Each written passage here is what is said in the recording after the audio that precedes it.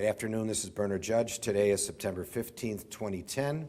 We're at the Chicago History Museum. Please identify yourself for us if you wouldn't mind. I'm Edward J. Bedore. That's good enough. And all right. have you've ever done an oral history before? Yes, I have, with the University of Illinois at Chicago. Okay, and that was within the last? Within the last year.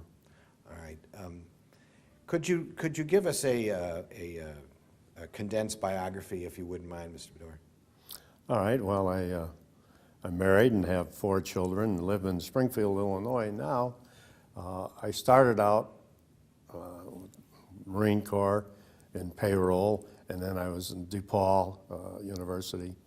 And then I went to work for the city of Chicago in the budget office. And that year was? That was 1959. Okay.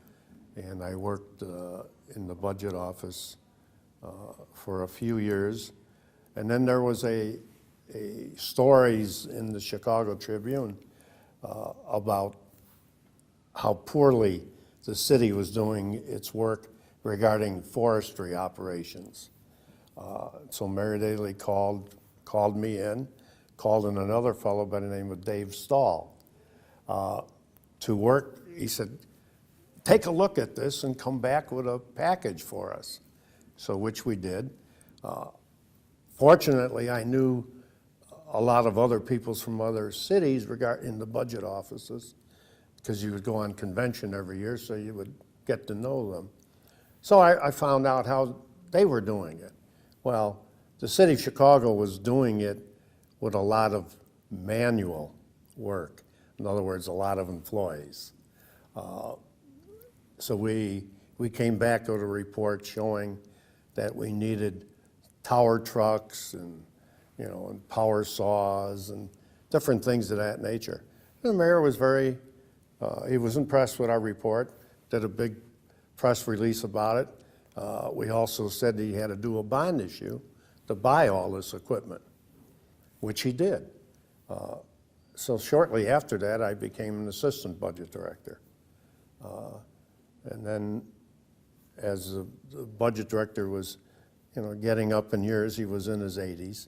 He was a former alderman, Republican alderman from the 9th Ward on the southeast side.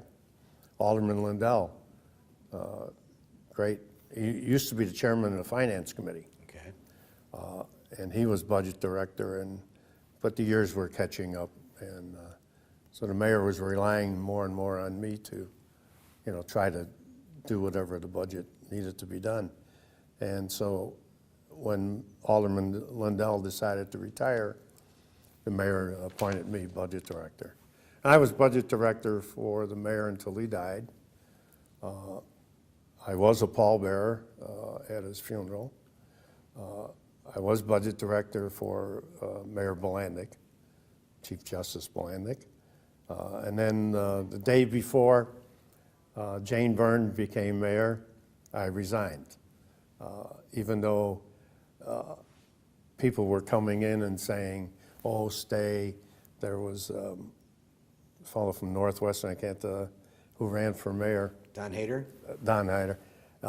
He was an emissary, and, oh, Ed, she wants you to stay. I said, no, she doesn't. Yes, she does, but she wants to then fire me. I said, so no, I'm resigning. And then Don Hayter, he took the job as budget director. And I said, Don, you got to be careful. I said, he said, Ed, the cream always rises to the top. I said, oh, okay. So after there was a mistake in the budget and he wanted to correct it and she wouldn't let him because it was more money for the city, he quit. And so then the Christmas card he wrote, I guess the cream doesn't always rise to the top. But anyway, then I left there and I went to the Board of Trade, which was my original home.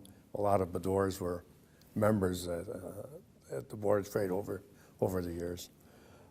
Then in 1989, Richard M. Daley asked me to come back. I came back as budget director and then made me CFO, Chief Financial Officer, for the city.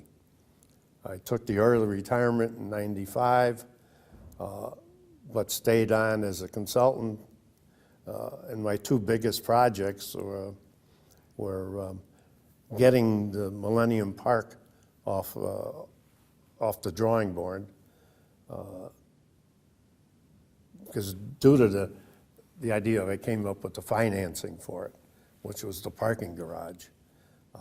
So I started that, and then he took me off of that, and I was in charge. I was the point person for Soldier Field. And I know there's a lot of people call it a flying saucer and everything else, but it is a great monument when you're inside. That was a $650 million project. And you can go back and look at all the newspapers during that time. There was not one story about favoritism or clout or anything else. A $650 million project in the city of Chicago, and there hasn't been a federal grand jury or anything else associated with that project. Okay. So I'm very proud of that. As you should be. So let me ask, we'll go back to Richard J. For a while. So you were already in the budget office when Richard J. Daley was elected in 1955? No, I wasn't. No, I came in '59. Oh, came in 59, all right. So Right. you came after he was in office for Right. 4 years, excuse me. Can you describe the first time you met him? You are from the 11th Ward, though, maybe. I'm from the 11th Ward, and I'm from Bridgeport, and I'm very proud of it. And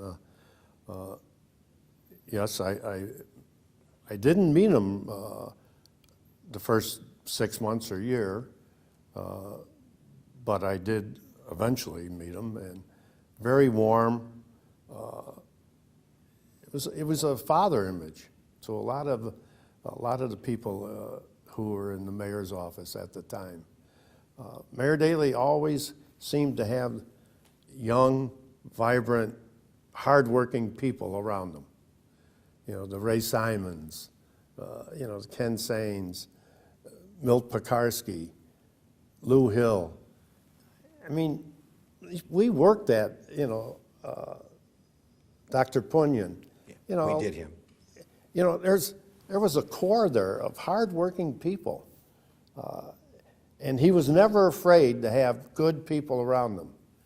And that's something I really learned from him. When I was budget director, I had no problem at all of going out and getting a Sharon Gilliam or getting other people. I was not afraid of them, because if they do their job well, they make you look good. And I think that was Richard J. Daley's philosophy. I see. Yeah. So were you sponsored when you went and got your first job? I was sponsored. My dad, you got to remember, times weren't all that great in 1959. My dad knew the mayor, so he wrote a letter. That's fine. He wrote a letter to the mayor, and the mayor had Matt Danner get me, since my background from DePaul and background from the Marine Corps, so they put me in the budget office. What year were you in the Marines? Prior to the, 50, I was in a very short, you could have gone in, it was a time when there was still the draft. Yes. So you could have gone in as an officer, but that was a 3-year stint. Right. If you went in and volunteered as an enlisted person, it was 2 years. So I went in for the 2 years. I see, okay.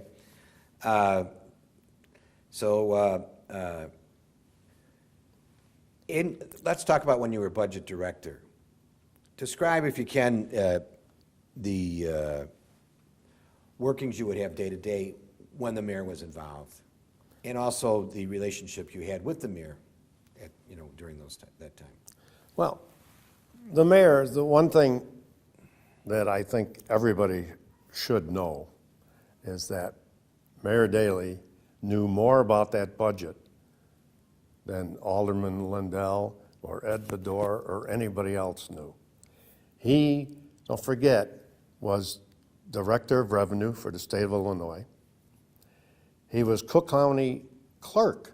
At the time, that was before Home Rule. And so the county clerk at that time did the budget for the county. Okay. So he was really budget director for the county, Cook County. He was Director of Revenue. So he knew budgets better than I did.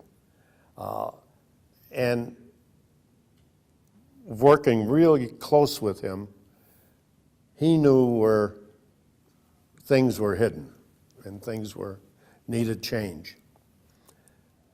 He also knew that there was a movement to unionize police department.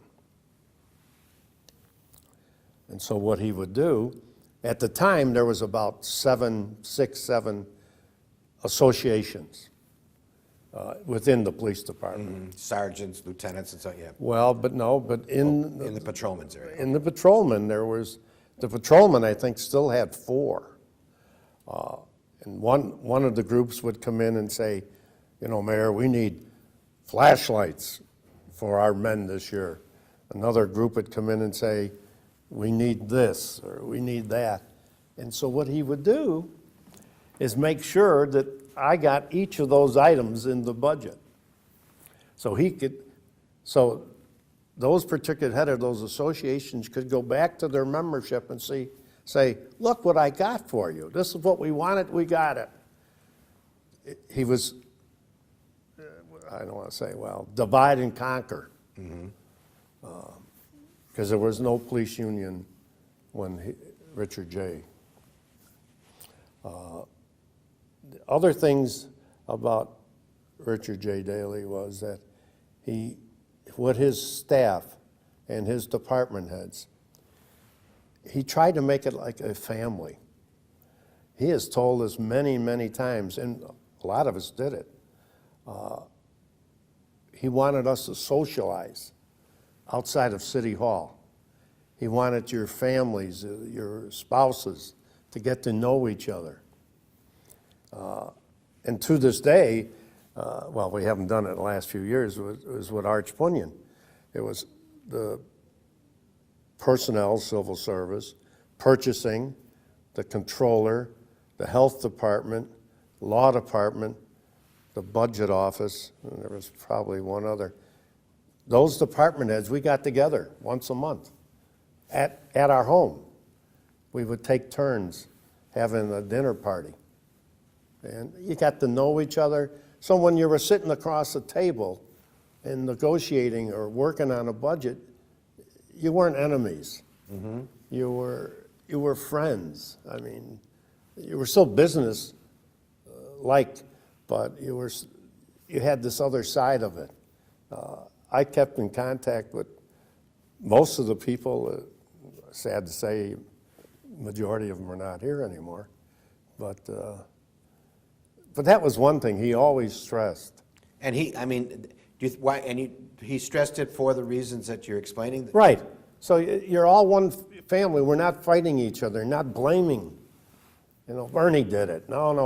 You know, you all worked it together because your spouses knew each other and did call each other. Oh, we had some real great parties. They were a lot of fun. And I look back on that, and I really, really appreciated that.